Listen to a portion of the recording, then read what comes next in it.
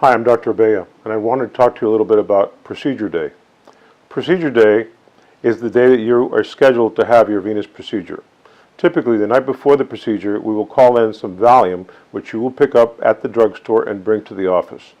Once we're ready to start your procedure, the girls will notify you to take your medications. I would ask that once you take your medications, you remain under supervision to avoid hurting yourself from sedation. As soon as we're ready for you, the girls will call you and will bring you into the room, lay you on the operating table, and prep you in a sterile fashion. Once you're prepped, I will enter the room.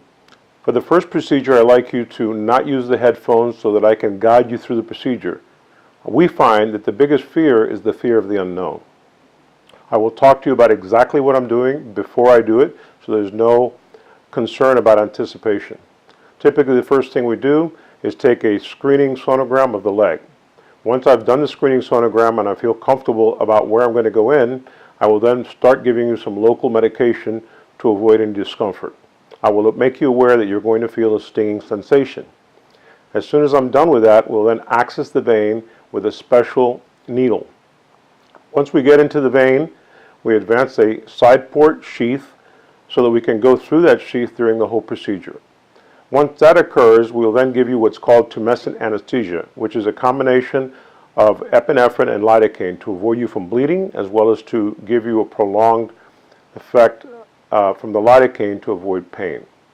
We then inflate the vein with the tumescent so that we float the vein in that tumescent fluid. That also prevents us from burning your tissues. Once that has occurred, we will deliver the radiofrequency energy and close the vein. When I'm done, we will withdraw all the hardware from the vessel and hold pressure. We'll then put a pressure dressing on and wrap your leg, and then we will put the compression hose on. Before we finish, we will reverse the effect of the Valium so that you are safe to go without supervision. We ask that you keep the pressure dressing and hose on for at least 24 hours after the procedure.